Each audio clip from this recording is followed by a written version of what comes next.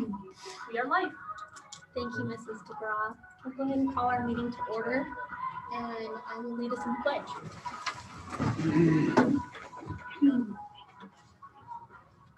I pledge allegiance to the flag of the United States of America and to the live. for which it stands, one nation, We'll go ahead and call our meeting to order, and I will lead us in pledge. Thank you. The floor will be open for a motion to approve the agenda. Madam Chair, I make a motion, we approve the agenda for this meeting. For a second. Those in favor? Motion passes. Who seconded? Okay, you did. I'm having a really hard time hearing you. Yeah, we have the fitness group right next door, so anybody joining from home gets to have a little Rock bit out. of music. I love it. Keeps things light, I guess. We're going to start with the supplemental levy results. So, Madam Chair, if we could maybe go to a different. Let me see. You want to switch since these guys are here? Yes, if we could. Mr. Hadley has a meeting in Idaho Falls today as athletic director. If we could skip 2.1 to 2.2 Go to two. and 2.3 and 2.4, those two are essentially the same thing. I might be hit at the same time with that. So I've invited Mr. McDonald and Mr. Hadley to come and ask Mr. Hadley to prepare some numbers. We've been talking all year and anticipating the impact that COVID will have on our athletic budget, looking at potential fee changes in anticipation of on a way to come up with a plan to cover all the different things. So I'll just turn the time over to Mr. Hadley. Thank you again, Mr. Hadley, for being here and helping with that. You're welcome. Stop me, didn't point if you have questions or anything, but what I've kind of put together here is just financial information of where we are currently with this school year, using not last year, but the year before, because that was the last full year of athletics that we had, because last year we didn't have spring sports, as kind of a comparison, so you kind of know where we're at with what we've done. So this year we've had our revenue income of about $37,200. That's pay to play, gate receipts from games, and activity cards. That's down from $51,678 in the 2018-19 school year. So that didn't include, I didn't do last year's because it wasn't a full complete year. So, roughly we're talking about, I'm really good at math, 14,000, probably less in revenue this year than we have in a normal year. Our hair fundraiser account this year brought in 18,800. Last year, which we did have a fundraiser, so I used last year's, was 21,700. So we're down just about $3,000 from that. Our expenses this year for the 2021 year is roughly about $49,800. I broke that down for you. I won't need to read through those, but that's what our expenses have been. Is that current, or is that also projecting spring sports? That also projects spring sports. Okay. Yep. So, and actually that number is down about $3,000 from a average year for us. So we've spent less this year, even though, so our coaches and that have done, I think, a good job of cutting back even more, knowing that we could go where we had to be. So that's kind of where we are. Our current account, just so that you're aware, we have just over $36,000 in our athletic account. That's a little bit misleading because we have not taken out the game personnel for our winter sports, our ticket takers, our clock keepers, and that. And also I'll need about just over $6,000 to pay for officials for spring sports. And that has not been taken out of that yet into our arbiter account. And then spring travel obviously has not been paid. So that's probably close to another 10,000 or so. I'm hoping that by the end of the year, we'll be around $20,000 in that account. We started the year with 32,800. So Mr. Hadley's right there where we're hoping to end the year.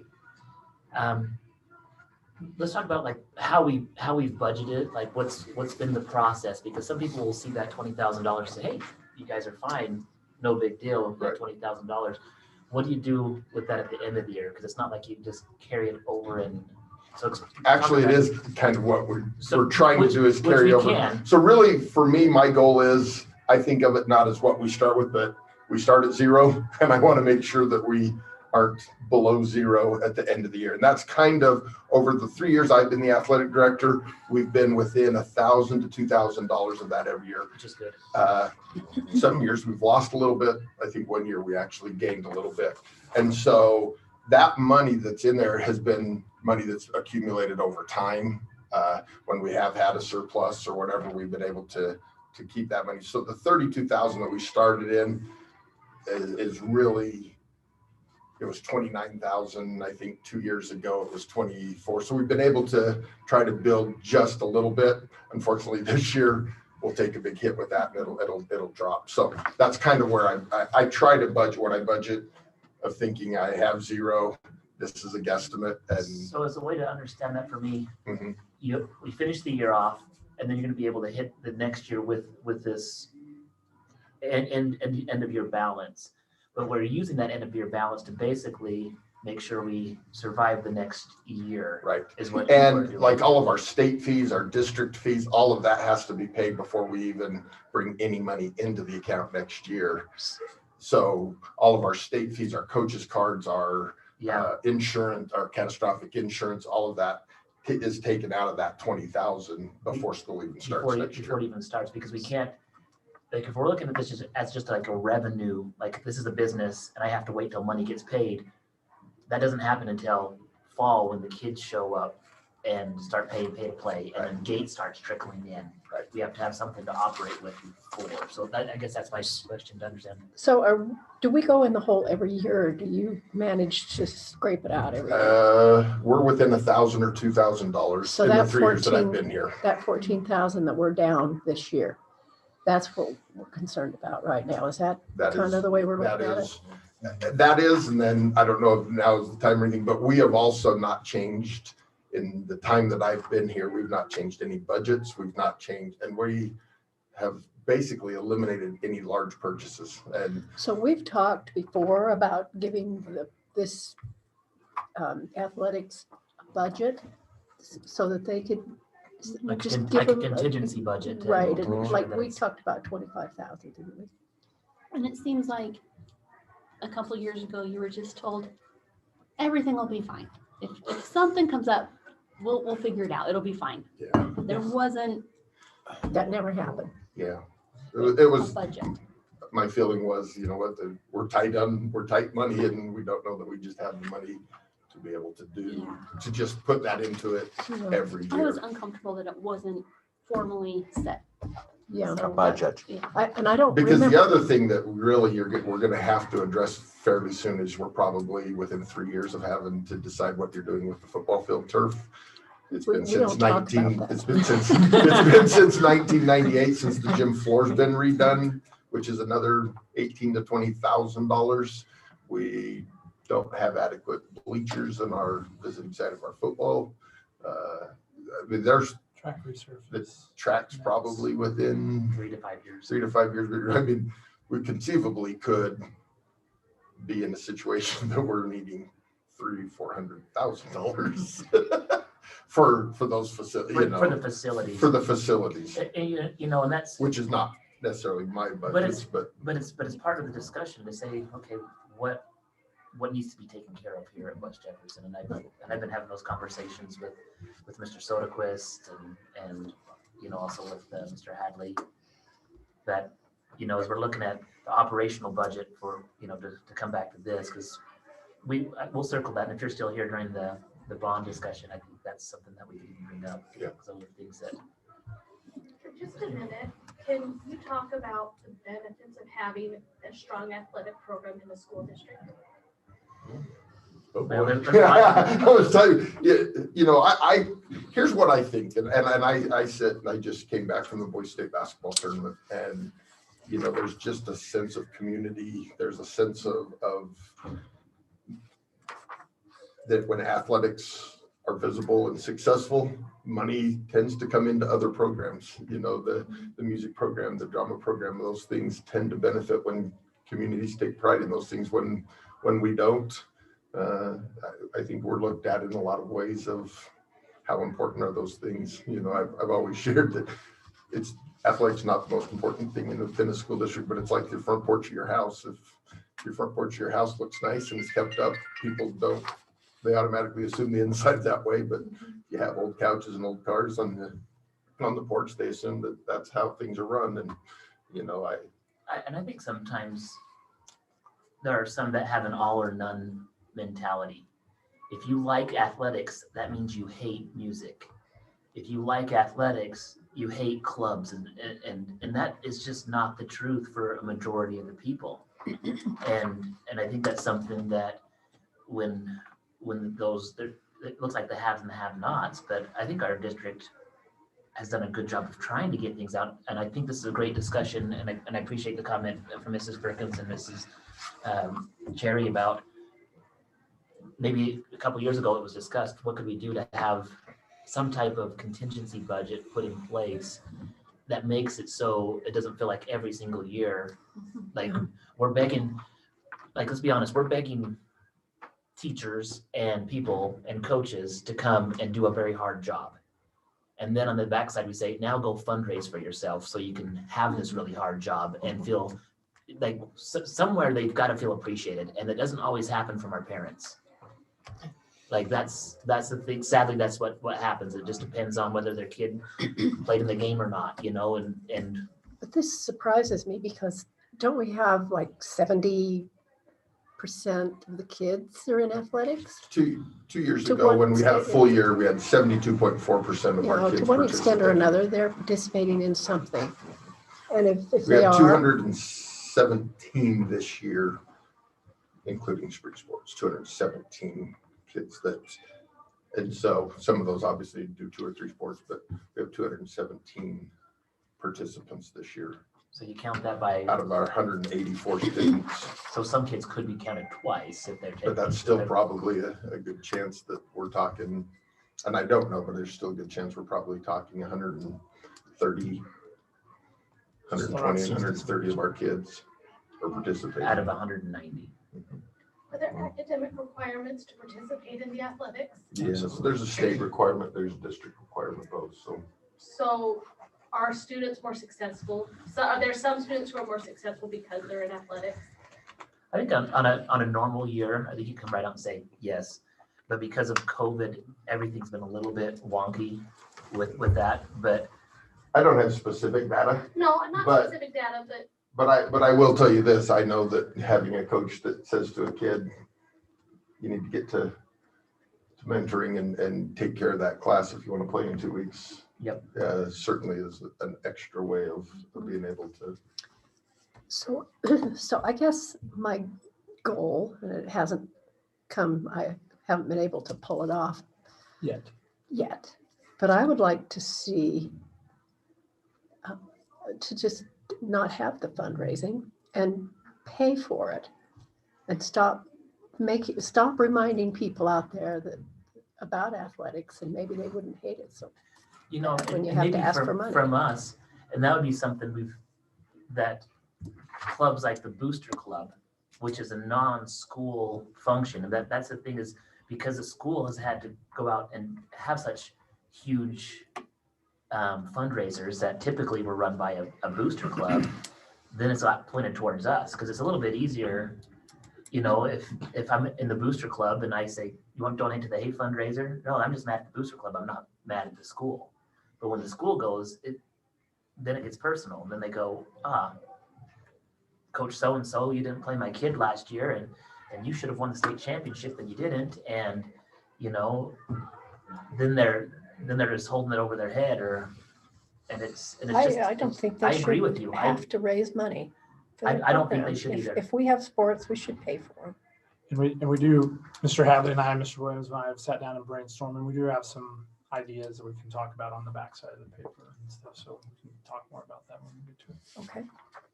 So, yeah, so we kind of, this is good discussion, and remember, in work meeting, that we're not making decisions, it's not like we're voting on anything. Right. You know, this is the time to say, this is what I would like to see, these are the things that would be beneficial, and I would really like, I know it's interesting when you're in a point of leadership, there's lots of people that assume that these are my motives. And I see that on, sometimes on Facebook, people out there and say, oh, Shane's doing this because of this reason. Like, I don't look at this, like if you look at your own kids and you say, well, I really like this kid more than this kid and this kid more than this kid. This is how I'm seeing all of the things in the school. We have our academics, we have our clubs, we have our athletics. We have so many different things. We have teachers, professional development. They're all important. Every single one of them is important. And, sometimes some have that are more visible, and the athletics would be one. Like, think of your families. Some brothers or sisters stand out more with certain things. That doesn't mean the mom's like, hey, I really like that one because he's, really good. They all have an important role. And so I appreciate you hearing that, Mrs. Perkins, because I would like to see us move in that direction too, to find a way where Make an athletic fund. well, at the very least, have something where it's consistent. And I think that's the thing that's different is when we rely on pay to play and gate receipts, and we've done some really nice things as a district prior to me coming here. Great gestures to allow veterans to come in. We've kept our family passes extremely dirt cheap, lower than anybody else around. And I'm not using dirt cheap literally, but seriously, we're almost half of what anybody else does with family passes. Those are some nice things, but at the expense of what?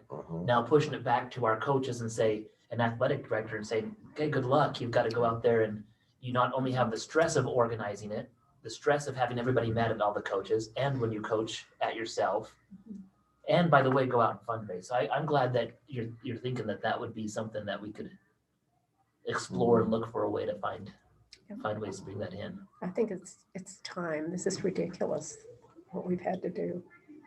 So I guess the decision would be, what do we need? And then I guess it would be up to myself and the business manager to find a way to make it work. And I think I can probably talk to that a little bit. Let's do it. Right now, I think if we want to stay status quo, as an athletic director, I can keep us status quo. I think that the gate receipts we have, the fees that we have, for the most part, we can work that way. I will tell you, we're on a uniform rotation that's probably a year longer than most 2A schools in our conference. And we haven't changed any athletic budgets, as I mentioned earlier. And so cost of things, not only to just run it, but we don't really have the ability to replace things. We don't have, I was talking to Mr. McDonald, our baseball team has a pitching machine that's a two-wheel pitching machine that was probably purchased in 90s. Late 90s, 2000. That's still, because still the pitching machine, it's unsafe. It's literally unsafe, but we have no way of even saying, yeah, unless I go to the Hey fundraiser account at the end and say, oh, we saved $6,000. That's what we're going to put it towards. But that's one thing that, and again, as you go through and say, if you want to be good at things, you've got to have things and so most people probably don't know. Like our basketball accounts, our boys and girls basketball, they're budgeted $400. Basketballs are $70. So they're budgeted $400. So I would like to, on the back of this, just talk about a few things that we ran over. And then there's one other that's a crazy idea, but I'm still going to throw it out to you. But right now we pay $75 pay to play. That's fairly typical of the 2A schools in our conference. They're anywhere from 75 to about 100, 110, depending. If we wanted to look at increasing our pay to play to $100, that would give us an additional about $5,600 a year. That's an idea we can have. I do have some concerns that in doing that, I have a hard time thinking a cross-country runner wants to pay $100 to go and run right now, Can you not change it based on the sport? And we can change it based on the sport, but there's a couple of things that I look at that. Sometimes that favors one sport. If I can go play a sport for 40 or pay a sport for 125, I may go play that sport for that. But the other some thing require certain things that cost more, like your pads for football, right, things like that. But they're also the ones that are generating all the revenue. when you look, we have 3.5 sports. Football, boys and girls basketball are the 3 sports that generate the revenue for our athletic gates too. Our cross country, our track does not, our baseball doesn't, our softball doesn't, our volleyball about breaks even. So they have to, like, if you wanted to go watch the game, they have to pay to get into cross country? No, I No. didn't think so. Spring sports, there isn't Yeah. admission. and is there's there? no admission to any of our spring sports. That's what I things. thought. What about volleyball? Volleyball is the same admission price as our as basketball or football. I know some venues for spring sports would charge like. If they have the venue that could do it, we don't have any way of, we would probably pay more for somebody to take a ticket than we would having people to come to watch. So that is one option that we can look at. I know that would be something that would have to go through the board because of the percentage of increase. But again, that's one option. I am concerned that we're just going to lose kids that do it. We have a lot of kids at our school right now, and it's one of the things why I really am trying to promote getting things better, is make it prideful to be able to go and play a sport. Although we have a lot of kids, our numbers are dropping in participation. Our track program right now is down about 15, 17 kids of where they were 2 years ago. And our baseball's up a little bit, but overall our numbers, our basketball numbers were down this year of kids that tried out compared to what we have. So I do worry about increasing pay to play, whether those are going to have families just say, oh, I'm not sure it's worth it to continue that. So letter B, increase family or couple passes. Right now, our family passes are $120. If I can, I'd like to go down to letter C, number 2. Right now, if a family of 4 goes to a game, to 18 games, which is half of our home activities. So when you talk that we charge gate to, so football, girls basketball, boys basketball, volleyball, and wrestling, we have 36 home events. If they go to 18 of those, the family pass, they're paying $1.67 a person to get into to watch that event. So to get into a game is $6. So if you buy a pass, they're saving $4.33 every person every night to go in. I've been in contact with 2 other schools in our conference. Riley High School's family pass is $260, I think it is. So, I mean, so we're double of what we're charging family passes right now. It's a great deal.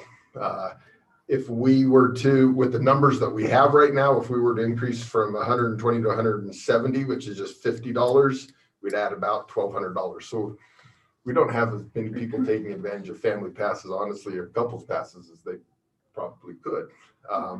And a couples pass for $90, if we increase that to 125, it's $550. So even increasing season passes really, in the big picture, is not anything that I can't buy a pitching machine for that. I can't buy, To me, the trade-off, making people pay more for peanuts, it looks like, is not a good there's idea. Not a is heck it? of a lot of gain, is there? no, there's not. No. And what you do $1,200. is you say, wow, we can't go to the games anymore. They cost too much. And here, I don't know. We just passed a levy and people are saying, now we have to give more and more and more. I'm not sure. And it's a smart idea. unfortunately, in a lot of cases, the people that are buying those passes are the families that are already paying pay to plays. They're paying for their kids' spirit packs. They're actually coming to watch their kids The play. people that we're hammering are the ones that are already paying for their kids to be Yeah. able to participate. So just general. Letter C, we had an idea of doing away with family and season passes and moving to punch cards. The reason that we've kind of talked about that is a family pass. If I'm a mom and dad with 5 kids, we're losing money on that family, really, compared to, but if we had a punch card and we sold a 20 punch pass and everybody that went into a game, maybe that way you can take grandma and grandpa one game, and we can use those. If we sold punch passes for $80 for 20 punch, then you're still saving $2 every game, because instead of paying $6, you'd be paying $4, but it also would increase our gates in doing so. I'm not great at math, but I will also say one of the hard parts that I have with that is if you're talking about a family of 4 and they went to 18 games, they would need 72 punches. If you're doing that, that's $285 they would be paying for punch cards, as opposed to $120 that they're paying right now. So that's be $165. But even at that, they're still paying, it's still only $3.95 per game. So still pretty good. So they're still saving $2.05. And I share that information just more, not to say we need to change, but just to raise awareness of really how inexpensive we are for some of this. You know, I just went, holy cow, I don't want to do punch cards and make a family pay $285 to go to 18 events. But at the same time, that's still less than $4 to get into a game. I know, and we think about that, but what has to happen at those games? A lot of people just think it's magic. You show up and the refs are there for some reason, and then somehow the concessions got there, and then somehow somebody's going to be cleaning this all up, and then somehow somebody's going to make sure that the kids are not throwing stuff on the bleachers because the parents are taking a relaxation watching the game. Since working here, I haven't had a chance to watch a game. Like people think, oh wow, you get to go to the games all the time. Isn't that awesome? No, it's work. Like for these guys right here, anytime something like that, it's like from the get-go. I know that's like, okay, it's part of our job, but when you put the ticket takers, the custodians, everything else, the wear and tear, like it's something that there's a lot that goes into it. Coming back to $3.95 per person to come in and get to enjoy that, just to sit down. I'd pay $3.95 to just sit down and have somebody else do it. When as a family activity, I mean, you spend way more than that. Yeah. Yes, but how many games do they go to a week? Yeah, it's a lot. If a person buys a family pass, there are weeks that we have 3 sometimes 3 or 4, depending on if we're wrestling is at home So during that's winter a fun sports. family getaway, but it's that little hurts the bit you're family. talking about Yep. adds up. Yeah. And I guess that's why this is just a discussion, because I hope when people listen here, they're not saying, oh, they're just trying to jack up the prices. Well, we have to do something. We can't just put our head in the sand and say, oh, everything. COVID didn't hurt.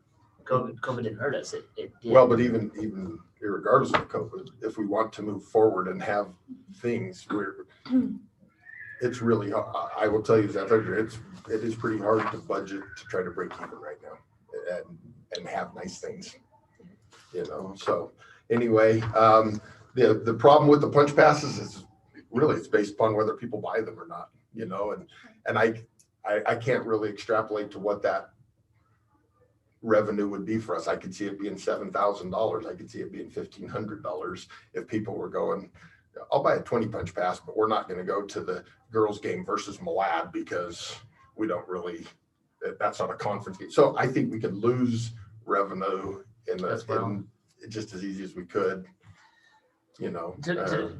As I look at this, if I'm looking at like something that jumps out to be kind of a balance between the two, maybe keep the family pass, but just look at increasing it a little bit.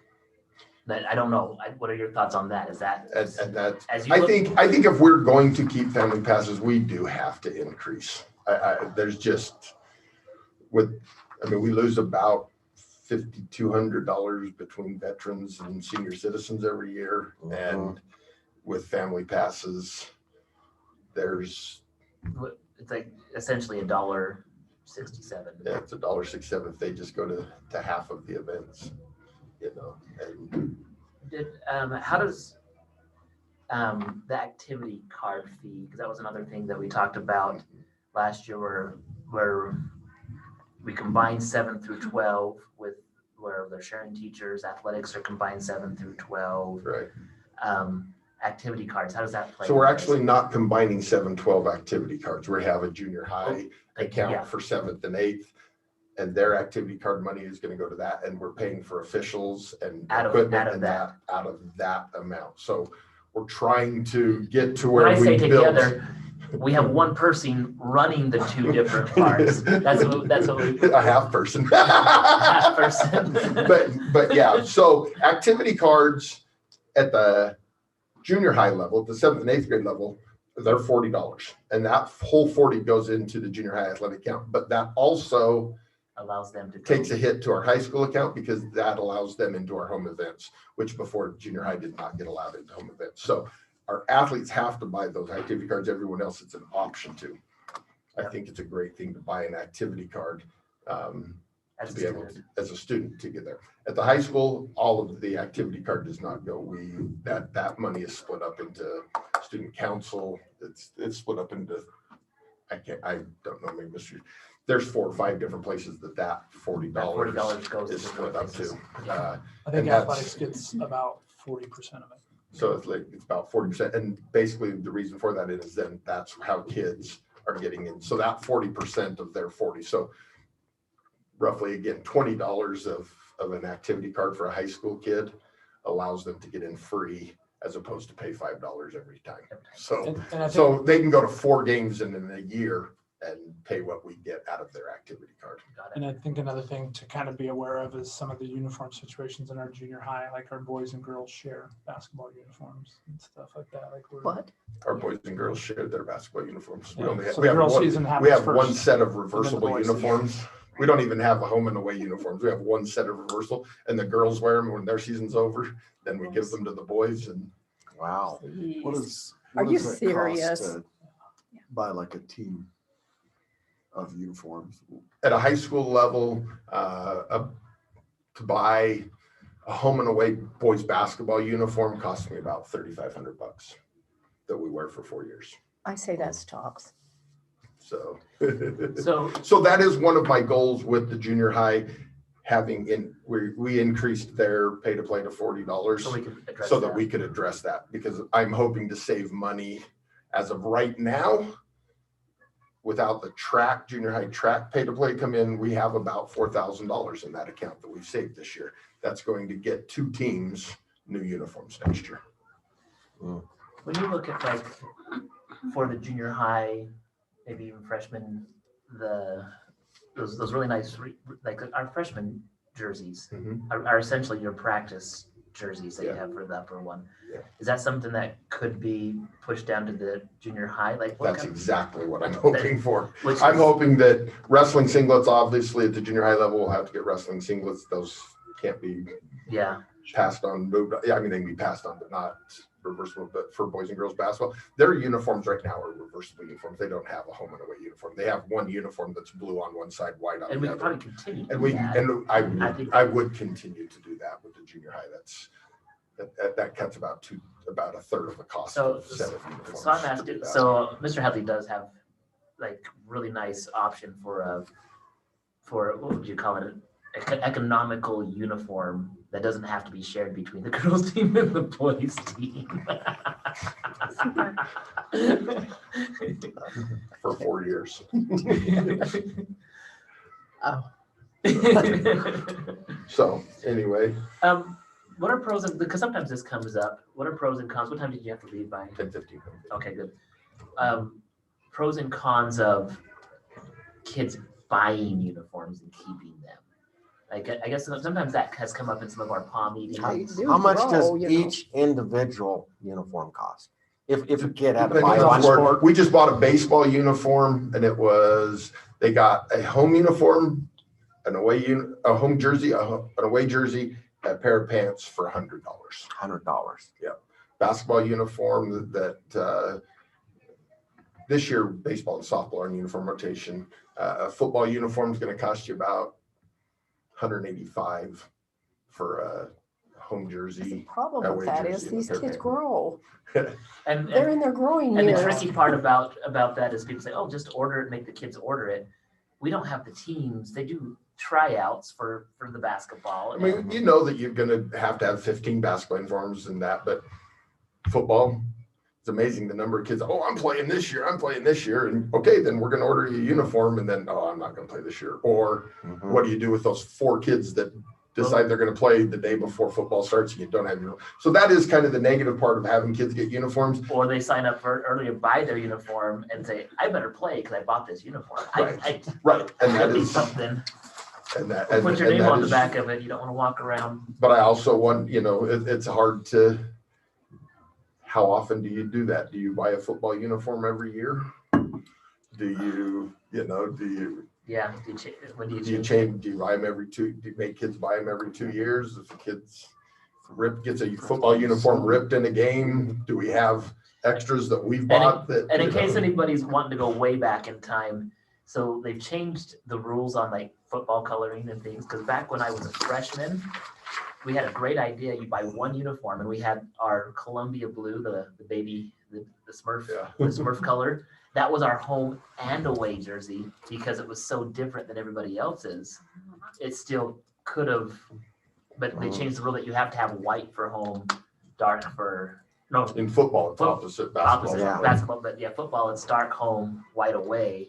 But back in the early '90s, late '80s, early '90s, that was economical. You could buy one jersey and Oh. you have it. But it's And different in now. some sports, it's a little cheaper, like track and cross country, it's a little cheaper, but they're also more strict in track on, your uniform has to be the exact same.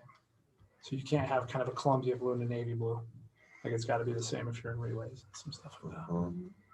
So, it would be nice, honestly, to be able to, I look at it and I think there's a lot of families who pay $40 a month to have their kids take piano lessons or dance lessons. And so play basketball for 4 months and have to buy your own uniform, I think would be a great way for me to be able to save money. But ultimately, even at that, we're talking $7,500 a year, $7,000 a year, Yeah. that would save. And then just what is the headache of kids that move in, kids that, don't have a uniform? Can you get the same uniform the second year that you got the first year? Can you? Yep. And so it does make it a little bit more difficult. I do have 2 other ideas. Letter D, we talked just of eliminating season passes altogether and introduce a booster club membership to try to get a twofold type thing by paying for booster club membership for say $150, you get a season pass, and that would be worth $100 for an individual. So we would be increasing to 200, if you can understand where I'm coming from. A mom and a dad each paying 100 would be 200 for a pass, as opposed to 90 that we currently are at. So we are increasing that way, but it would also help increase the membership of our booster club. If we got hats and shirts, that was part of your membership. Now we have people that are wearing our school colors to games, those things. And that would probably give the booster club another $25 to be able to utilize within the booster club to promote our own schools. I don't know whether this would fly or wouldn't fly. It would allow for me to be able to work with our booster club, to be able to say, with these purchases, here's money that we've been able to give you a little bit. Can we have some of it back and use it for that purpose? But also to help them, maybe that's something that they could order shirts and hats and signs and whatever else that they could sell to community members, something like that. Again, I don't know if it's a great idea. It's not, but it's a way, I would love for our community. I think one of the ways that we could increase the visibility of our athletics is if we had more people that joined the booster club. I feel really bad. Our booster club board right now, they do everything. It's a small number of people and they do everything. And it's hard if they make a choice, that's their choice. It's not a booster club's choice. And I feel bad for Jimmy and for Jessica that have kind of spearheaded that. It's a possibility of a way. So to like increase how many that. members do they have now? I couldn't even tell you. I At don't a know. prom meeting, they were mentioning more than 2, but the perception over the last couple of years is it's been 2 people holding the booster club together. And And right now they don't pay any fee to. No, they're working for free. And Jimmy and Jessica have done a lot of work but I would love for them to be able to, and maybe they feel differently. This is just me speaking. I would love for them to be able to have 50 booster club members that can help with the going out to the businesses for the signs that they get and So to. I'm just wondering what would change to get people to flock into the booster club? The idea that you might be able to get a pass. I think that would be, if we were able to say, look, you can't get a season So pass, we did. but Because that would be the way to do it, is we take away the season pass from the school district. And it's not the high school saying, hey, we're offering you a season pass. But we put that on the booster club. And then if the booster club would agree to that, then they could say, here's $100 for every individual season pass that we have sold. Does That- the booster club do like your senior nights? No, things right like now, the booster club helps with really big purses. I mean, they are the ones that bought our new wrestling mat for $9,000. And so they bought the gun shooting machine for boys and girls basketball, which was $4,500 or $5,000. So they are right now helping with the big purchase items. And they just right now. ask for donations from businesses. So, Well, yeah, and And then we hang signs. They, in they the, sell the signs yeah, they sell the signs for Signs around that the are hanging. stadium, So a business is $250. Oh, the advertising signs. So that's the thing, is if people want to get involved and make a change, there was an article that I read. I might find that and get that posted up here to our agenda. But there's an article from an MHS that just talks about what booster clubs really could accomplish. Because some people say, what can a booster club even do? And some of the things that they say are, booster clubs should be like this most enthusiastic, positive group towards athletics. They should be saying, what can I do to help West Jefferson look and have this good reputation? And it shouldn't be this where we're going to go out and earn money for you and give you stuff, which is nice, because sometimes we're like, yeah, we need money to do things. But it's really more of a group of people getting together and say, I'm proud of West Jefferson. I'm proud of what we represent. I'm proud that we have athletics. I'm proud that we have, and if the booster club wants to, as an organization, include other activities, student activities in the school, that's up to them to decide what they do with their money and who they support. It could be a West Jefferson booster club that does athletics. Maybe it includes music, maybe it includes something else, or maybe that goes over to the Ed Foundation. Those are things that it's really not up to me to decide, because these are volunteers doing this.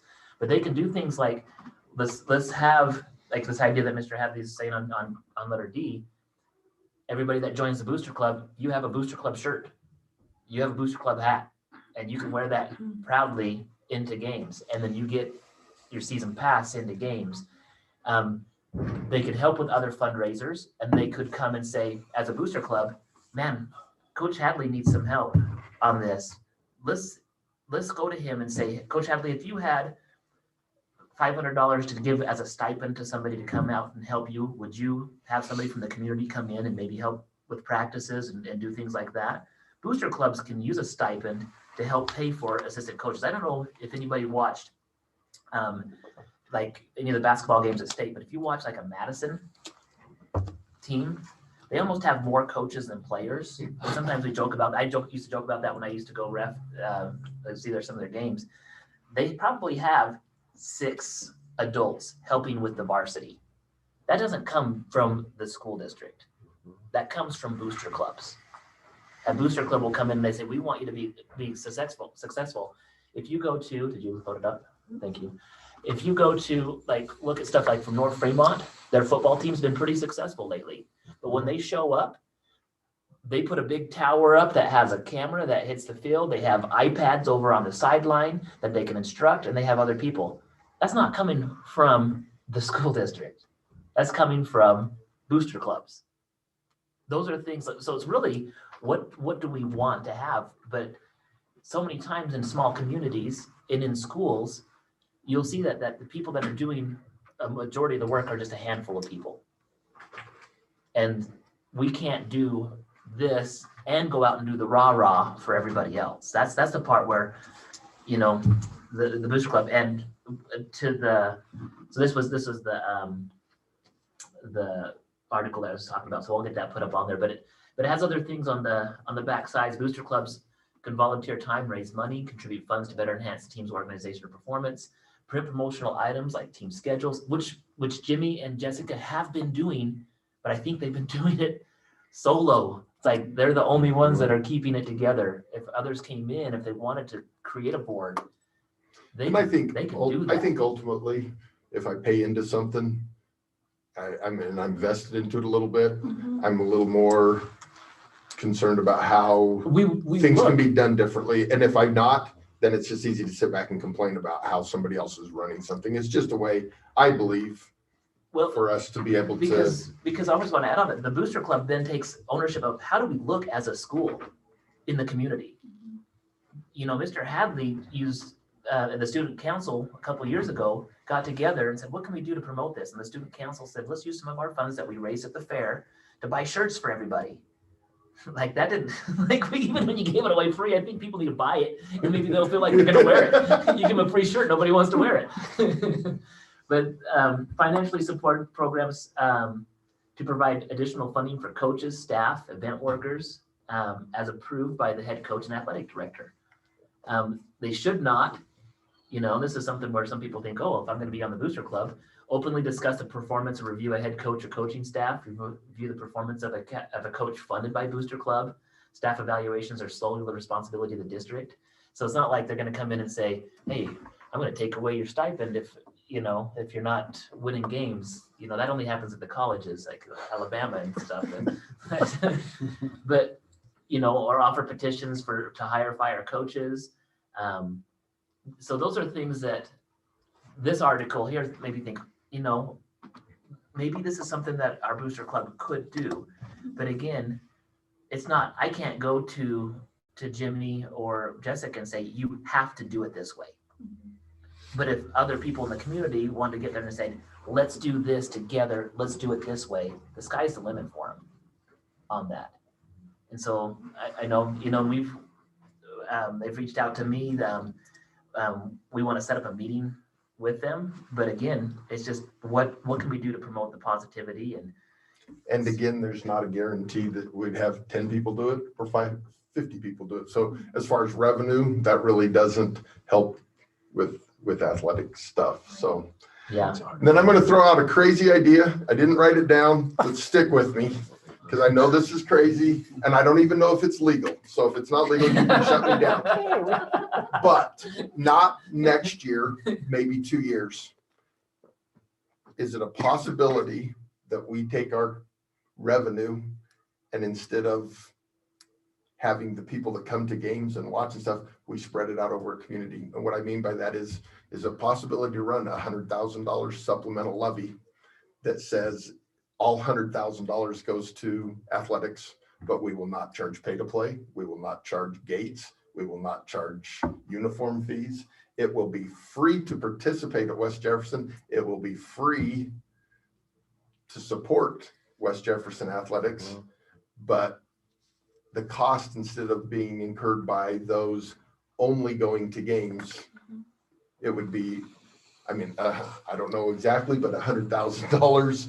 And if I said, I mean, that can't be more than $100,000 property value, can't be more than $1.50 a person. And I know that that's taboo almost. I get it, but I just wanted to bring something up like that because ultimately, if we could spread that out and that was a yearly, we knew that's how much money we had. We can pay our officials, we can pay uniforms, we can pay all of those things. And instead of people worrying about $120 for a family pass or $280 for a pass or $80 for a punch card, they get to come and watch games. And ultimately that's spread out over all of our community to run programs that 70% of our student community participates in. Do we still get to charge Firth and North Fremont? Yeah, we'll charge Firth and North Fremont double. Double. But it is that's probably a crazy idea, but I don't know. Schools that are doing this. I know. I don't know if we could get it passed because some community members aren't sports minded. Some are living on fixed incomes, elderly. They probably wouldn't vote for it. So that's just the downside of it. And I completely understand that, but I also go So crazy outside the box. I get it, but it's also the one thing that would fix the financial the things that we're crunch. talking about. So if you normally bring in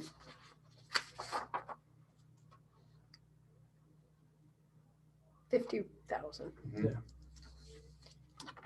and you had an extra 25, would that do everything you need to do, or would you need your 100,000 that you want to Nope. levy? By the 100,000, I just threw I know you're that throwing number that out there. Okay, so If there was 25, then. as a line item every year, carry over and all? Yeah, and as if we could carry over, I hope the one thing you know about me as an athletic director, I will try everything I can to be fiscally responsible, but I also want you all to know, I want West Jefferson to be better than where we're at with. Is with 25 equipment. too high? I think if you did 25, to be honest with you, if you did 25, I think it'd be great. And if I could carry over 10,000 one year and we could, if that happened to get built up, maybe that's where we can then turn around and go, okay, the gym floor can be redone and we don't have to go to maintenance and operations But or. this 51 still includes that hay fundraiser. Just thought of that. No, it does not. It does not. No, the hay fundraiser is separate. So The the hay fundraiser would probably include the 25. would include, Like if you're thinking about this crazy idea of thought, right. Hay fundraiser and athletic gates, pay to play and activity cards combined is about 67,000. 67. The last full fiscal year we had, we brought in 69,000 and we spent 67.6 or something like that. We made about 14. So- We were in the black by about $1,400 for the year. So Wow. just because of That's cutting it close. the way the country's going right now, I think people will fear a little bit about prices raised and, all this stuff. I was worried about the levy, to tell you the truth. Absolutely. Because I just think that we don't know. If I don't care what they say, there is inflation Sure. out there. You go to the grocery store and try to buy the same thing for $50 that you bought before. Even a You year don't have to ago. convince us. We see that in athletics. I mean, the cost of Mhm. stuff is just. Even Yeah, the cost going of up. officials It's is crazy. this year. Well, with the compared 3 to- officials for basketball games, that's increased. And I'm not sure it's gonna Expense. get better. And so You're thinking 25 might not be enough. well, no, what I'm thinking is I hate to raise those gate prices. Of all the things that we talked about, I do think we need to seriously look at the season passes. I think we do need to increase those. I think you've got to have regardless an increase somewhere Regardless, Yeah. but, because but you they- can't yeah. guarantee that you're going to get 25,000 from anywhere. right, And so you have to offset that with something. So it's either an increase to your student athletes or it's an increase to those coming to watch the games.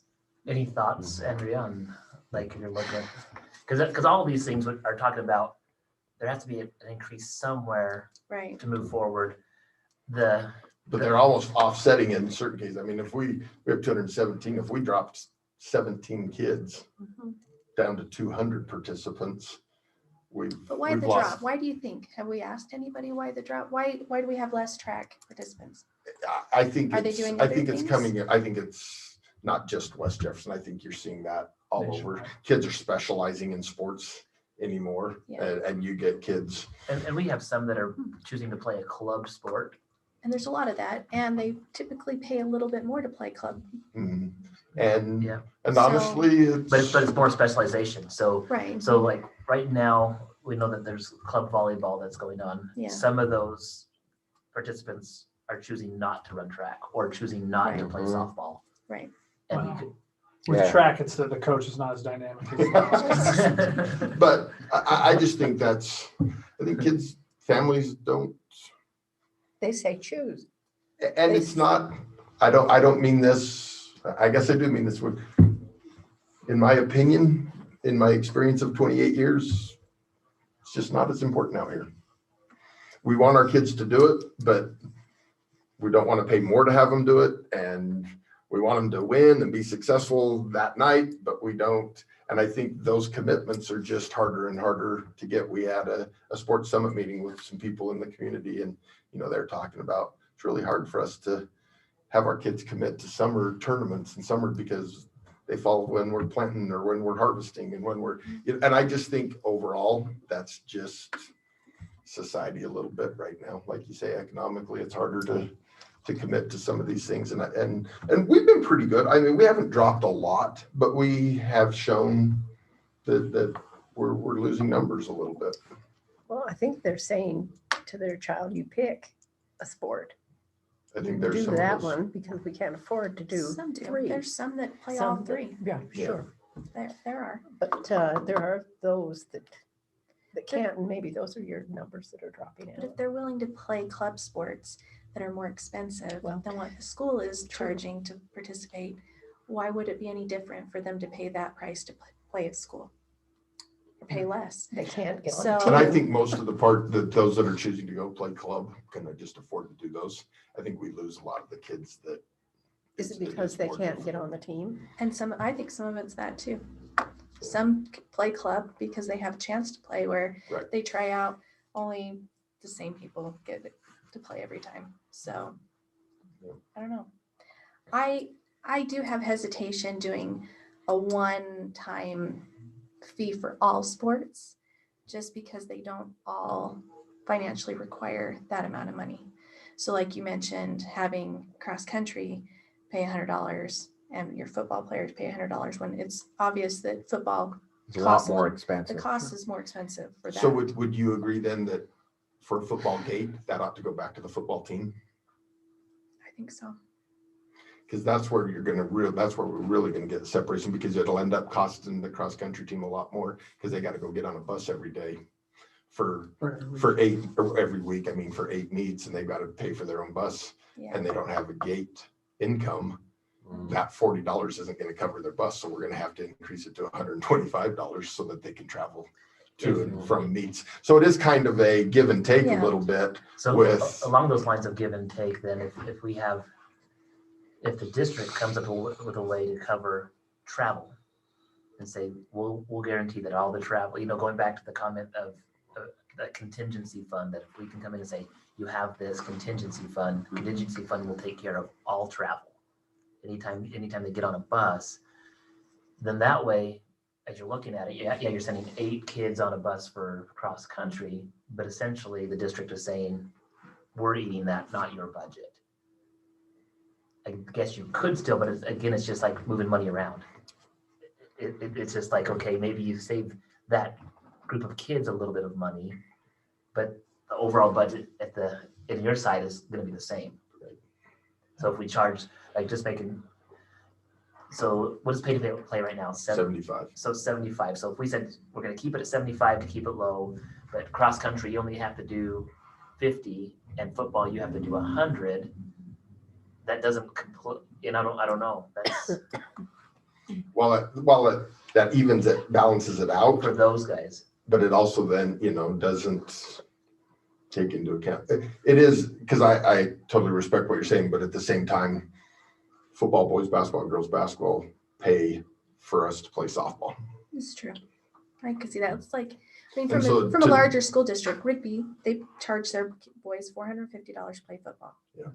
And then they typically have a fundraiser that those boys have to go out and raise money Right. for their playing fees. Yeah. I don't know what they do for basketball and I don't know what they charge for those, but that's really high. So for anybody to squawk about $75 or $100 just Right. seems like, Right. but those are also kids who are playing year round or with other things, or they're working out and they're putting the time Well, and in there's to make a good and there's program. competition to make those teams. Where out here, we don't have competition to make teams Yeah. for the most part. So a kid goes, I've got to do those things. I've got to play in the summer. I've got to do those things in order to be able to be on that team Right. out here. And so it's easier for kids to go, I'm just not going to do those things, and so. Do you think it's always been that way every year, or has that been lately? Because I think the other part is success kind of breeds success. And so, if I could come out for a team and pay $400, but I know we're going to the state championship game.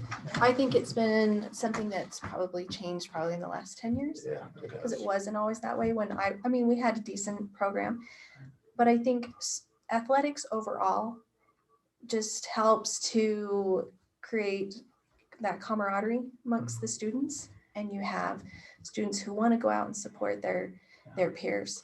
And if you don't have that, You can see that just in the fact we They haven't been just able to don't have care. assemblies this year. they don't Yes. care. They're not there to You can support see- each other. And then your athletes feel that because nobody cares. Nobody's really watching. It's not a Yep. big deal. Why should I Right. try? So it's a big deal. And you see that over in the Rigby area. There's a whole bunch of people backing sports over there. And it's not just sports because it's it's all their other programs, like you said, they're all impacted in a positive way by it. So Does every child that wants to play football get to play football? Is there a cutoff on that? They can be on the team. That doesn't guarantee playing time, but yes, we don't. They can be on. We do not cut for we cut for volleyball, boys basketball, girls basketball, softball. Mhm. And how many do you have on a basketball team? It varies anywhere from 10 to 13? roughly 10 to 12, 10 to 12. depending. Well, this has been a good discussion, Mr. Hadley. I know that you need to get to your other meeting. Is anything, final thoughts as we're looking at this? I think some of the takeaways as we're summing up, we need to explore Look into the contingency fund. Fund, yeah. And what are some of the things that we want to make sure we're exploring on that contingency fund possibly? Like travel, like what would be the things that you'd want us to, like from your, I'll be 100% honest with you. Yeah, uniforms, travel and things, state tournaments, state tournaments, costs of hotels and travel and that sort of thing. And a carryover. And and something, allowance to carry. and a large purchase, Well, just upgrades. I just look at, just this morning before I came here, our batting cage for boys and girls baseball, softball has 6 holes in it that are this big around that we're zip tying together. Oh dear. And we're having baseballs hit and hit those things and kids standing out. I mean, So does this? we have a discus shot put net that we need to replace. That's $2,000. I mean, we got $4,500 in just safety things that I can't even come close to addressing right now. Well, we ran into that at the Ed Foundation, that some of the things in the weight room need to Yeah, be. or unsafe. Are unsafe. And so I think that's the first thing we do is fix everything that needs to be. Yeah, we probably got to look at everything safety factored. So it's just one of those things that there's not a great answer. And I appreciate your time. I appreciate Well, listening. And I was also wondering if, just because that money that's lost this year, the 14,000 that we lost, can we use some of that COVID money for that? Because, There's a possibility on the second round. oh, you still haven't found out yet Yeah, how they're. there's a possibility. We just need to find out what we have in the district, because right now we're waiting for JFAC to figure out if they're going to cut our discretionary money and basically force our hand to use that COVID money for the cuts in the discretionary money. If there's enough, I think we could, by April, we should know we might be able to use some of this, which would help us Because not. that's a definite loss Yeah. because of because COVID. there is, just so that you know, there is people in our own community that's going, other school districts are using COVID money for things. I got yesterday a member saying Madison School District used $1 million to fund coaches and fund this, and then they were able to use that money. Oh my And God. and I said, I don't want to get into that because I don't know how They got a things lot are more than run. we did. Right, and right, obviously. But anyway, there are people who are going, is that a possibility too? There's a possibility to use it to help with the programs. I'm open with that. I just don't want to do it beforehand Sure. and then Yeah. find out that they cut the discretionary money. And then Yeah. people say, oh, why are you cutting this? Oh, because I gave it all to athletics. That's gonna be most That's important. gonna go over really big. Yeah, and so that's a possibility. So looking at raising, if we need to raise something, we will need to have that in place, have the board at least talk about it in our next board meeting. And then we have to have a public hearing on that if we're raising anything over 3%.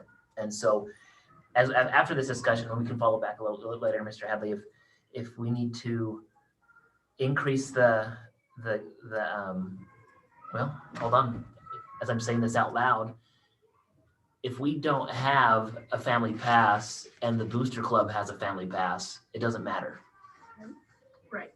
Because the booster club is the one that chooses what to do with that, not the school district. And I think I said it, but I have not talked to Yeah, that's- Jimmy or This is Jessica all, or anything. These are just ideas these that are are coming up. ideas. That might be something that they don't want to take on at all, and that's their right also. If we increase gate, then that's back to us because the school district is collecting that money. But if we push passes over to the booster club, that's different. That's just a perk of being on the booster club. So we'll follow back up on that one. Okay. Okay. Any other questions for Mr. Hadley before? Mr. Hadley, will you get us a list of the safety Yeah, concerns and an approximation of the costs of those things? yeah. If we gotta replace nets, we better do it. Okay. Yeah, we don't want no kid getting hit in the head with a white baseball.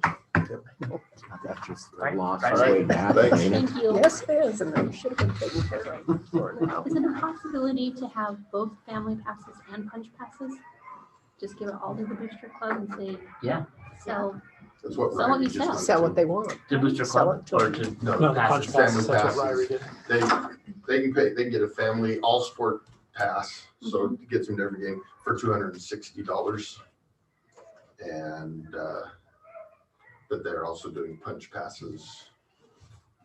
For others that don't want the, If you don't have a family pass or you would rather do that, so you can go,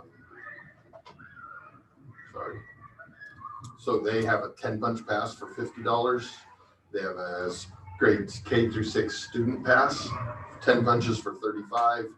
They have a senior citizen 10 punch pass for $35.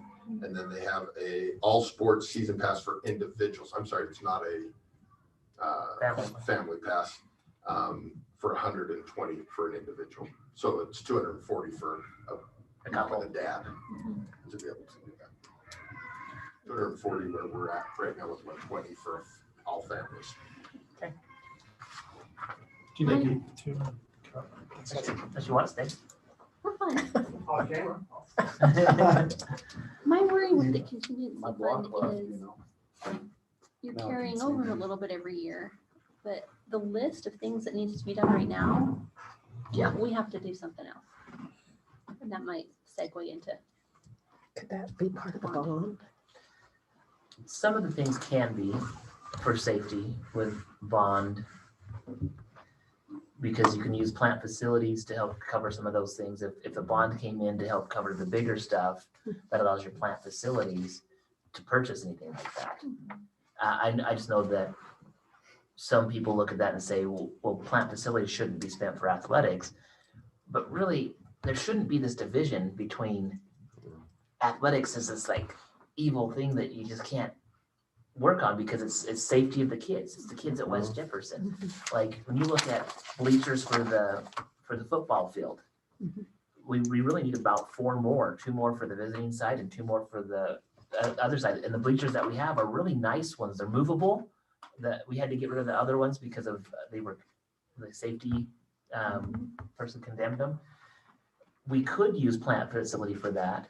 But that's then where do we get the next money to do the remodels? And that's where we could go into the bond discussion, where I know that, that it kind of leads into the supplemental levy results with that, Madam Chair, because we can talk about, we have a lot of people that want to support, and we have some that choose not to. But I don't know, so I hear what you're saying, the contingency fund may not be enough to address the safety issues. The contingency fund would really just be an operational, like travel and that general upkeep for those types of things. not even the safety issues. I mean, Well, just things that need resurfaced or, I think that's where maybe I guess the feeling, and I can't speak for anybody who has shared previous before, but there's no reason why we can't use plant facility to fix things like that. It's just, in the past, it hasn't really been a discussion. It's been, this is this is that, stay in your opposite ends of the room.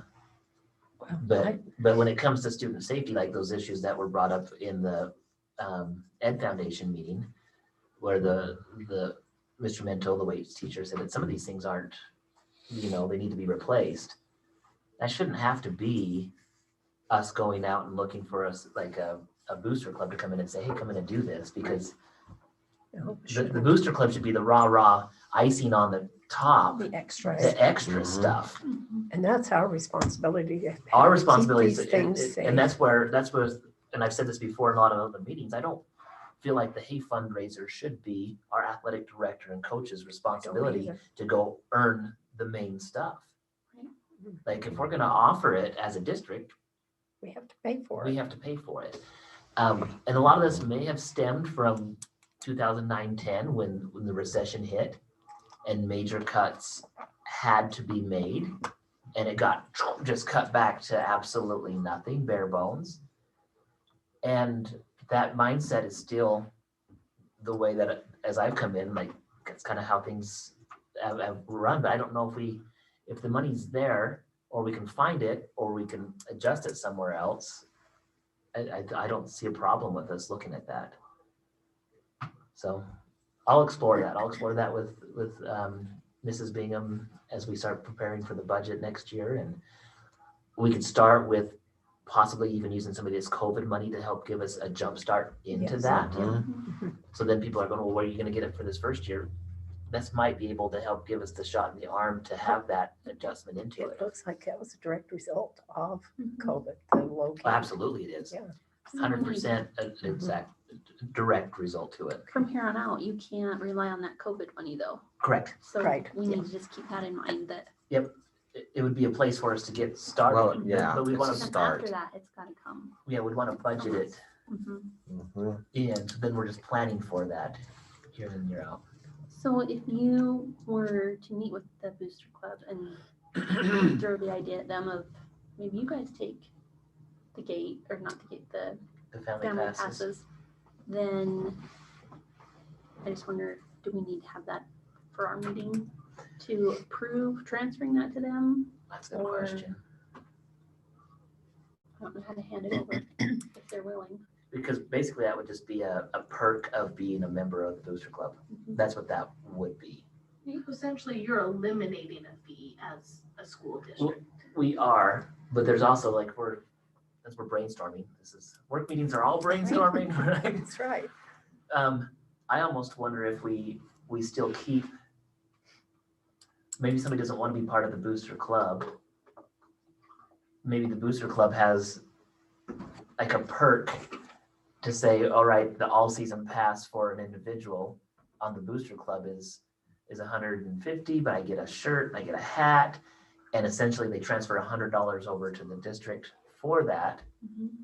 But then the school districts still do something like maybe what Mr. Hadley just mentioned that Ryrie is moving to. They have The punch card. the punch card for the individuals, and then we would have to decide. I don't know if we go back and charge veterans or our senior citizens. I think that's a bad move. I just don't say that's a bad move to do That'd that. be a tough one. That would be Yeah. a tough one. Okay, seniors. Yeah, here you Pay go. But maybe the district still have ours for Mhm. non-booster club people, but that's kind of a perk for people to say, hey, I want to be on the booster club. I want to be part of this. So they still have a perk to offer to people. Right? And then by doing that, we would have to put on the agenda that we're going to change fees and have the public hearing. So maybe maybe- meet with them first. Yeah. Them offer a season pass and we offer the punch card. So they're Mhm. different. Yeah. Because you wouldn't want to both offer it because No, it's a Wanna good compete point. with each other. That we would just Yeah. offer a punch card option and maybe they could even go into a booster club for your kids and they order little kid shirts too. Right. My daddy's a booster. There you go. So Well, good. I thought it was Then good discussion. You can talk to them about raising the amount and all Yeah. that, so. Maybe we would just talk about moving to a punch card option. And I don't know, we still have Mr. McDonough, you're still in here. You just wanted to go back by the snacks away from the camera. Pay to play. Like, I know Mr. Hadley's not here. Did we talk about, can we keep it 75? Do we want to? Well, that was number A, I think. Yeah. I think the hard part is, yeah, we could do it and that might get you the most bang for the buck unless a bunch of kids go, it's too expensive. Mhm. And I, So it sounds like that might not be the best option to raise pay to play. it could be, or it could be a horrible option. I mean, I don't think $100 is a crazy price. I mean, I remember when I first started teaching, the cost to play football in some schools was like $2,000. you know, and this is a bigger school, but, you know, so I don't think that price is crazy. Where I think it really is hard is like, for me, I have a son who's gonna play 3 different sports, Mhm. you know. I'm gonna pay that because I want my kid to have the experience because I understand the benefit and value of it. But I worry not every parent would see it the same way. Yeah, like you said, they say a choice. Yeah. Pick a sport. And we have some things in place if a kid really wanted to pay and really couldn't. You know, we have a kid who is homeless who we've created things, and we have people in the community who have said, hey, if a kid ever needs their stuff taken care of, let me know. You know, so it's not. Mhm. I would like to think it would not price kids out, but how many? Would it price them out if they, you know, had a 100 for the first sport you play? Oh, You make know, it staggered Sure. sale. 75 for the second sport and 50 for the third? Probably not. I think we need to look at the numbers and see, does that basically put us right back to where we were? Well, that's 75 the- is an average, But that's the you thing know? though, 75 is the average though. Yeah. It, Yeah. I don't know, that would be something where, I just think the hard part is some kids will decide that without talking to an adult. You know what I mean? yeah. But we'll keep talking about that, and by April, we'll have to set up April and May, we'll have to set up the public hearing if whatever we decide on. Super. Right. So do you want to go back to 2-1 then? Yeah, let's go back to one. Supplemental levy results. Super excited about the results on there, and I was looking at some of the other districts that larger than us. We had quite a few people show up. This was good. Like sometimes I'm worried that people are going to say, "Oh, I didn't know about this," or "I was unaware of it." But for a non-presidential election time where we do that, this is, you know, That mailing you did, Yeah, I think that helped. everybody saw it. Everybody. Mhm. I was a So, little worried because by noon, there were only 10 in Montague. I had voted. But- I was number 10, Everybody waits to the end. so, I was Yeah. 47. okay. do you vote Montague? Is that- Yeah, I have to vote in Montague. I have to wait for my wife to get home. So here's And the she cut it close. we have the it was overall only result. 51. Here's the breakdown by precinct, and I have that on your list out there, you guys. So Montague had 51 people vote, 32 in favor, 19 against. Chariton had 148, 75%. That was the strongest precinct Mhm. in favor, but all of them still 62%. When you look at the historical ones, were higher than the initial one in 2012. So we're, you know, it's a solid support for us. It's not as high as the 80% from 2016, but it's Maybe one of the those things that economy was better in 16. You Oh, think? it sure was. Yeah. It's- you know it's interesting because as I looked at some of the other districts, most of them in the area passed. Bonneville had a lot of resistance and opposition to theirs, and both of theirs failed. But Blackfoot and Shelley both had bonds. They had levies and bonds, and they both passed to 78 to 80%. And so you're thinking about that, saying, well, everybody's really scared about what's going on, and maybe I was going to talk to their superintendents and find out what is, you know, is the projects that they were excited about. I wonder what are they building? You know, Blackfoot is going to build a new elementary school. They're going to remodel the one elementary school into a alternative high school, and an atrium. What's an atrium? Yeah, build All other right. things. I don't know. So maybe they're excited about it.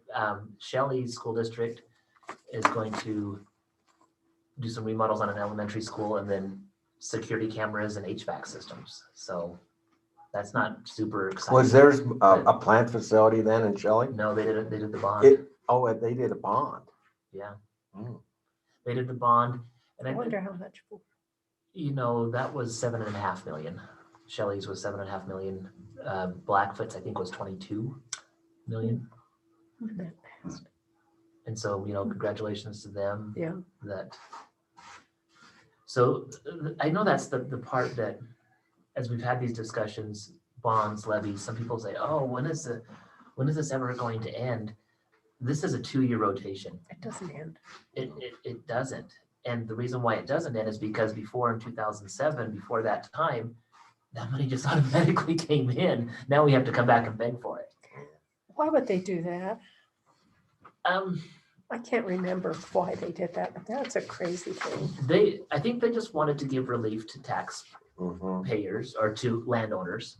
But put it on the heads of the districts to raise their own money. That's like we're doing to the The football argument people. at that time was, we'll find the money from the economy. The economy is going to be strong enough that you won't have to have that. And so, but as you can see, we do not receive funding for buildings or any of these things that we talked about before, the safety things, everything else. It's like what we get is just minimal. It's like peanuts. And so it comes back to us, and that's,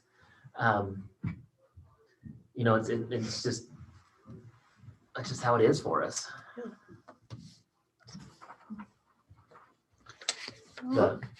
But anyway, so super excited about that.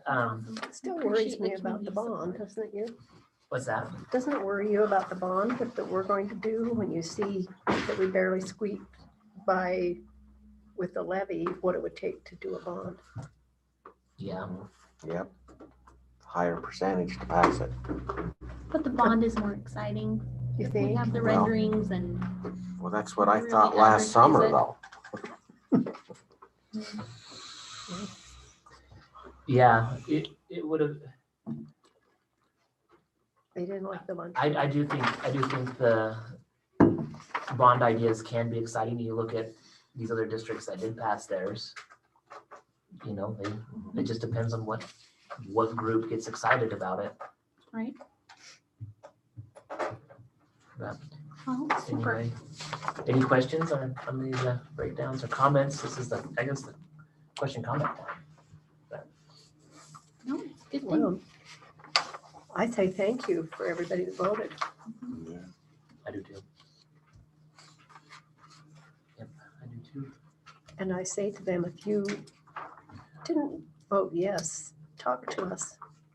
See if we can answer some of your questions. Well, I guess that's the thing is, as we look at, there's lots of different reasons. Maybe it's just completely financial. Maybe they're like, I really like the school, but I just really don't want to pay anything for it. But if the supplemental levy were to go away, like this meeting today would be, what's our next plan? We either need to rerun it, or how are we going to cut all of our teachers' pay? Are we going to cut back insurance? Are we going to kick insurance over onto them 100%? Do we cut back our classified staff? It's like everything that we would look at to try to find the 300,000, 360,000 that we asked for. And so, but again, it's like people ask, well, what about that 360? And there was a rumor out there that I was using it to pay for an extra principal for next year. and as this will go into the support units. We have right now Mr. Johnson, who's a teacher, Mr. Harrelson, who's an administrator. Mr. Johnson holds an administrative degree. They're basically taking those two pots and blending those together. And it's not increasing, it's just looking outside the box on a way for us to be more efficient and effective with the people here. But I had to laugh at that going, yep, I'm just trying to sneak it in right now. They were glad to hear that that's what we were doing. Yeah, that's absolutely. But I think a lot of it, when people are cautious, there's not the trust. People don't trust that we're going to do with the money what we say we're going to do. That's what it is. And not that, yes, every dollar has to go through, but going back to the mindset of, could we use plant facility money to fix something or buy bleachers? Yeah, we can. we can do that. It doesn't always, like, the programs that we do are not just, not just for, I'm going to sit down and learn how to read. It's part of the whole school experience is how I interpret that. And yes, there are some funds that have to be earmarked exactly one way or another, but when 85% of what we get from the state goes to salary and benefits, if we're always tight on that, we don't have any room anywhere else to go. But no, it was good. And we did have some people call the district, and that's one thing. If I don't know why Facebook is so much easier just to go to get your information, and even finding certain people in the community that you call and text and say, hey, what's Shane thinking? Why don't they just call me, call us, and we'd be happy to do it. But I just don't know if it's just more exciting to stay in the gossip and conspiracies of why we're thinking the way we are. So, but it's been nice. A lot of support. I've had overwhelming support from people saying, keep doing what you're doing. We appreciate what you're doing at the schools. And so way more positive than negative. Sometimes our personalities tend to just focus on the one or two negative things that come up.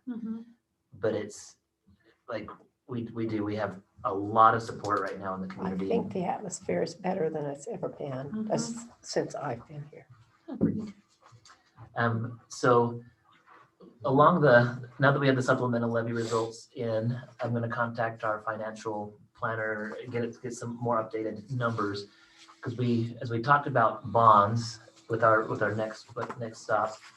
So essentially this chart right here, we can add $24 to that amount for the proposed bonds. So really what we look at right now is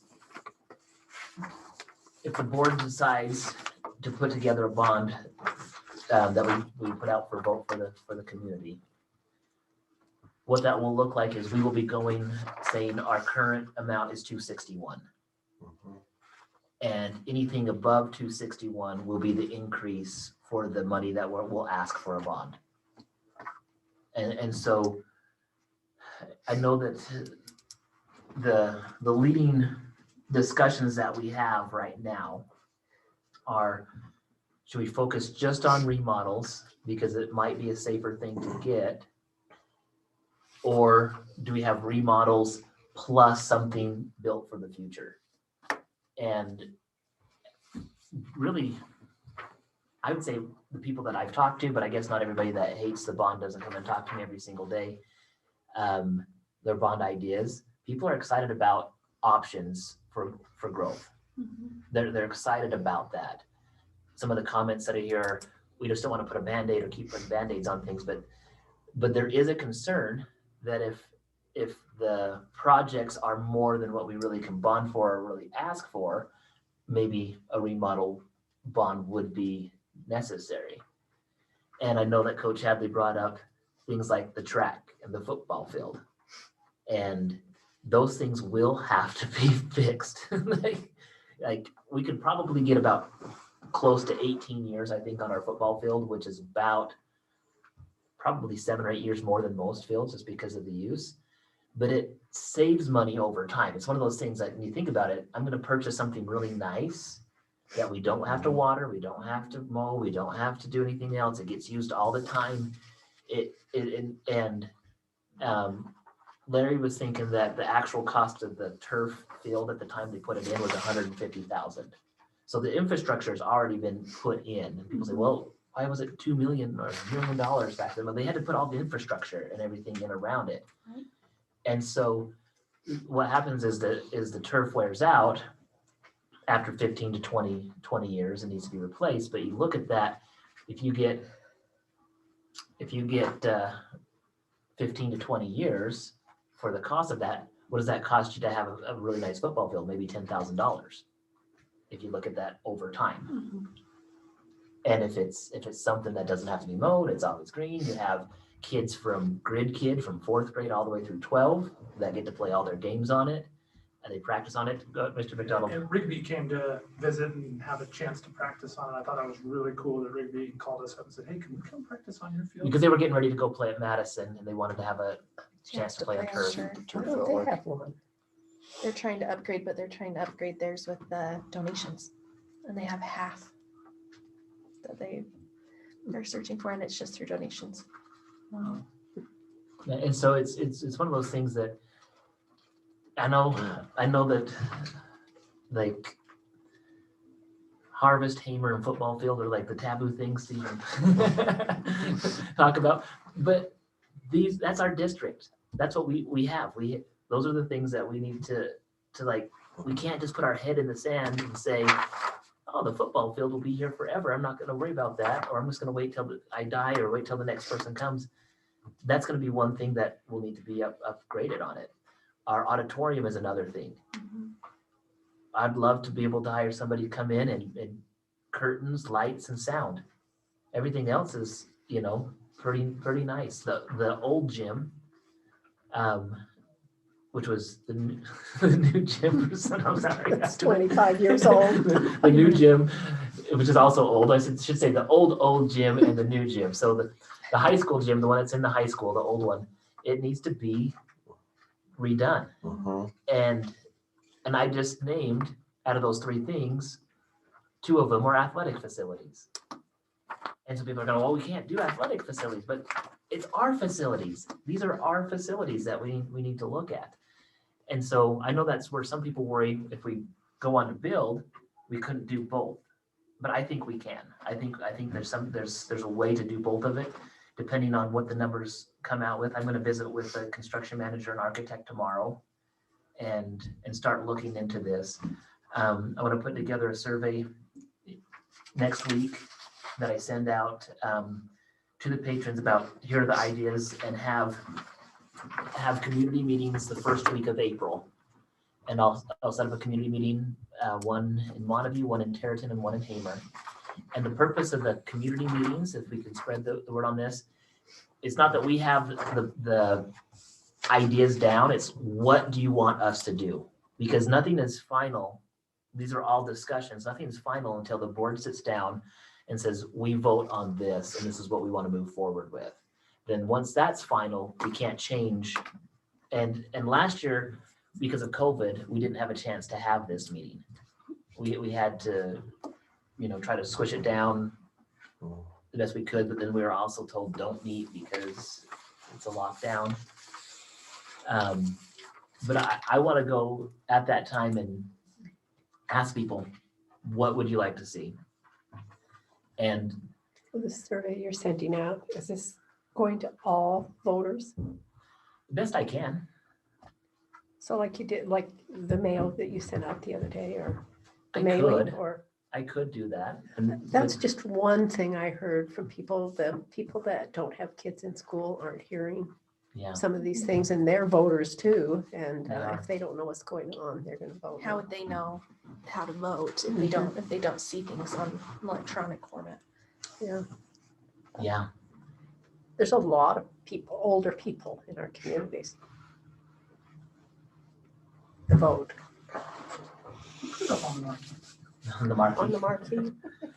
No, that's, we could send out, let me explore that idea on how to Hard thing send. would be, how do you get a response for something that's mailed out to individuals? You could send it out as an informational thing, but it couldn't necessarily, unless you encourage them to go online and. Or could they Why? call us? They could even call could do you, that. sure. Just some way for them to communicate or to know, because I heard that complaint from several people that I didn't even know about this on something. I don't know what it was, but Stamp envelope in there. if they're voters, they need to know. Yeah. And this bond the other day, you sent out something to everybody. That was just information, I know, not a survey, but Yeah, if we had something where we could say, we want to know your feedback.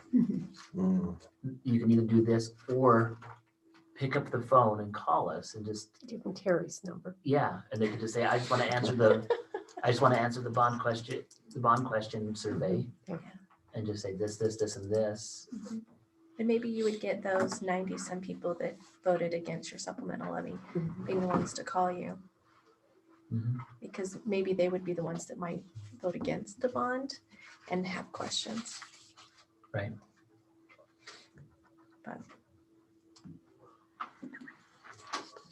Okay, well, any questions on the bond, at least the process with the bond discussion? Because really, we could get to a point where we say, we're not running a bond. Like, we have, like, all the options on the table are, don't run one at all. Run one for just remodels. Yeah. But some of those remodels, if I mention those three things in a remodel, is that really gonna, like, Just mention everything that needs to be fixed for safety first. Say these things need to be fixed for safety, and then you can't say we don't want to fix that because it's athletics, but if our kids are playing athletics, we want them to be safe. So they need to know that these things are not up to code right now. yeah, And that's why we're fixing them, and that's what gonna take some money. yeah. Do we have a break, or can I just Yeah. leave for a minute? We'll take till 11. Yep. Okay, I'll take a break till 11.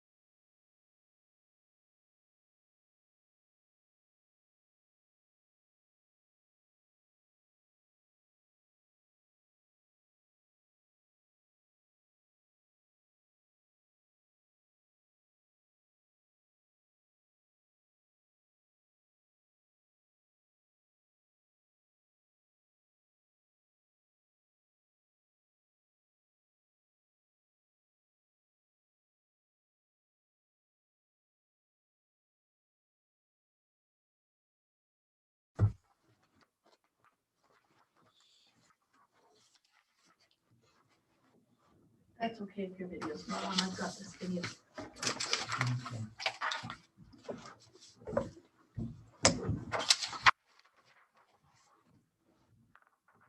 Saying I can't. Okay, we're back live. We have sound. Thank you, Mrs. DeGraw. Just have one thing left on the agenda, projected support units. So this was just, Madam Chair, just trying to keep everybody up to date on the support units. I shared this with the PA meeting a couple months ago, and it's just a reminder that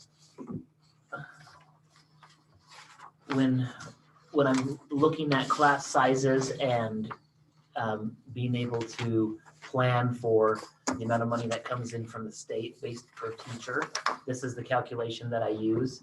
And for example, on the support units for elementary school, Tarleton Elementary falls between 160 and 299.99, not enrollment, but ADA.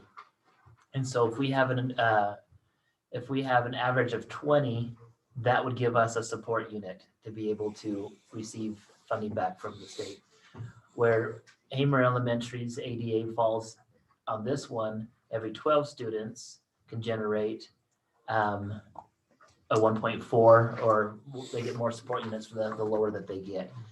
And again, the funding formula for Idaho is not based on a student, it's based on ADA. And so the maximum ADA that's given and passed on to us is 95%. So even if we had 20 kids in a class, they're automatically going to only give us about 18 and a half ADA. They're just going to go and just slice that right off the top. And so anytime we have a class that's lower than 22, we're probably not going to do it. And that's also assuming that kids are showing up. Now this year they are more lenient because of COVID. They were going off of enrollment. I haven't heard on any of the discussions at the legislature about them changing that. That's been a discussion in the years past.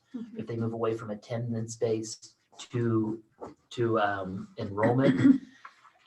Again, this conversation comes up because schools that are mastery based and aren't worried about seat time and things like that, they can track this a little bit differently. And so, and then the reasons why I'm bringing that up, because I used the district numbers. These were the numbers that were in February. So these numbers do change all year throughout the year. And I look at the different numbers. And so taking Tarleton, for example, some people ask, well, why did we do a split class in Tarleton this last year? What was the reason behind that? When I looked at our current 3rd and 4th grade classes, it was difficult for me to say, let's have 4 teachers for that amount of students in Tarleton. And we were able to take part of the 31 kids that were in Tarleton at that time in 4th grade and mix them with, if it took a class of 22 to 23 3rd graders, and then you take the other 10 to 12 3rd graders and combine them with 10 4th graders, that's how we got that class. That's why that class happened. For that to happen is because Hamer at that time had 8 or even 9 4th graders that moved up last year. And so if I would have moved the 4th grade to Tarleton last year and turned that into 40, I still didn't fix the problem. So when I look at support units between Tarleton, Hamer, grade configurations, I'm not looking at anything more than how can I make it fit where we are able to stay within our support units and not go over. I am concerned about this class here of that is coming through from Hamer next year as they move to 4th grade. When I look at the numbers of 3rd graders in Tarleton, those 5 students would make 2 classes of 20. And so final decision hasn't been made, but these are the things that I bring into play when we do that. I know that in PA meetings and different times just throughout, and also looking at the history of our district, people wonder sometimes, well, how is Hamer really helping us? Why don't we move all the kids down? So if we did something like that, let's say our 1st graders who are in Hamer this year were down in Tarleton, we would be 45 students in those classes, which then you put in a first grade class, 23 to 24 kids. And if we can keep our K through 3 classes as small as possible, that would be ideal. And so at this time, as I'm moving forward in recommendations, we don't want to do anything to disrupt the ability of an influx. Because if we have kids move in, we also don't have extra rooms to create 3 third grades or three first grades in our configuration here at Terraton. And so my mind works in the way that the extra classroom isn't Hamer. I'm not seeing it as Hamer's its own little school district, Terraton's its own little school district. It's how do these two help each other out in that relationship. And so those are the things that I'm looking at with support units. I know we did have some people move in because of COVID. Some of those kids will be moving out in all places because of COVID. So we really don't know what it's going to look like, but we're anticipating that our numbers would be similar to the same. Because we saw a huge influx in the 5th grade class. I should have had the one from the beginning of the year, but that's 7 or 8 more students than what we were anticipating. Because I think we were down to maybe even 10 students different last year. And so it just really depends on what we do. So you guys have any questions for me on support units? Why understanding that? Because I know that you might get questions from people in the community saying, well, why are you doing this? Why are you doing that? This is 100% the reason. It has nothing else. There's no ulterior motive. I'm not trying to promise one thing to one group or another group. At what point do you cut off and say no more out of district kids for this grade? And then you have a family that moves in with 3 kids and one of them happens to be in that grade. You know? That's why it's hard to have that hard cutoff number. Because like you said, is it 5th grade? The 5th grade is one of the bigger classes. But when we look at that, let's look at our secondary numbers. Right now, our high school is a little smaller than it was last year, but our elementary and junior highs are higher. Right. And that can be a good thing because some of that, those kids will stay with us, especially if they're out of district. We've had more out of district younger kids coming in. Oh, really? Than some of the older kids. And I think on our last count, we had 130 of these students are out of district. Wow, I didn't know it was that many.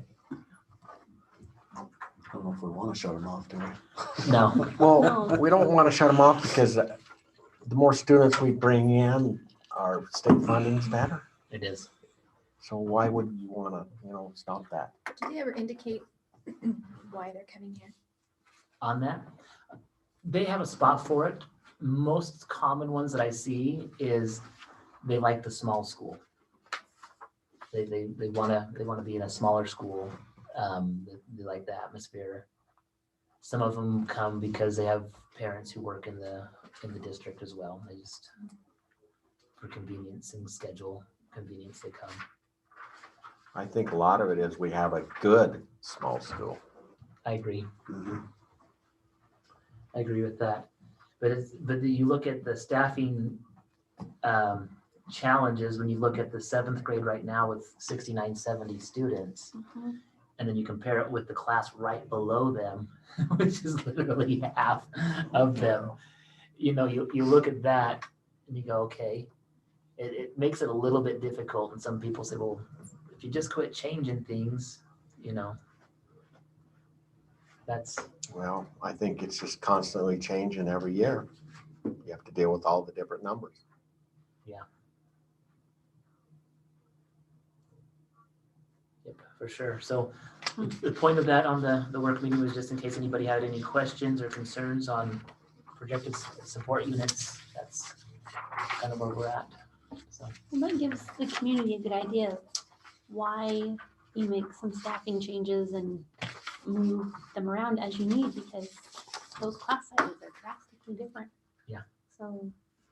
Well, and I sent out on Ed Leo yesterday the letter, and I believe I forwarded it to the board just with the staffing changes, and And the reason behind those, I'm one that I like to really think outside the box and try different things and not stay with status quo. If you wanted status quo, I guess you need to have a different superintendent here, because I want to look for ways to just improve. And then even after I make those decisions, I will go back and reanalyze, was that really the best thing? Can we do it a little bit differently? With the staff changing assignments with Mr. Harrelson next year, going to be assigned 5 through 8, and then teaching some of the guitar classes in the intro to teaching class that he and I will be co-teaching. That is going to allow our music department to not have the guitar classes, and that will allow Mrs. Parker to do other offerings that are for her. And so also it's going to allow our junior high to have a student council, which they haven't had for several years, with elected officers and everything else, which our kids need to have that type of experience. They need to be able to have that role. If we didn't have the right personnel to be able to pull that off, we probably would stay with status quo, but we have the right personnel. With Mr. H is going to be great at that. He's super excited about that opportunity. Mr. Johnson is going to be great at the elementary, and he's going to continue to do a lot of the same things he does now. It's just he's also going to be able to supervise teachers because he has that degree. And so Mr. Johnson's ability to be able to look at instruction and give feedback to teachers on teaching techniques and how to do interventions for both math and reading are going to strengthen our K through 4 classrooms. All of these things are available, but I look at they're not going to put us over the support units. They're going to keep it all. All of this is, I'm really careful saying, okay, if I make this change, where is it going to go? And I know we had a couple calls yesterday about the supplemental levy saying, no, you're doing this because you're doing this. It was really just a coincidence. And I don't want to be putting something out there and say, oh, here's a carrot, do this to vote for this. Like, I'm trying to make it work within what we already have, not what we wish we had. And so that's everything with the support units. So next year there won't be that 3rd, 4th split. There's enough kids. Yeah. Yep. So as we replace teachers and move teachers around, there will be looking at the support units, probably an additional teacher to a teacher and a half that we'll need to add in the district to make that fit. Super. That's all I have. If there's not any questions or comments on that. Would be open for a motion to adjourn. Madam Chair, I make that motion that we adjourn this meeting. Second. Those in favor? Aye. Aye. Any opposed? That motion passes. Thank you. And next Thursday is our Board meeting. board meeting. So Next Thursday. 5:15. meeting Just back regular. then.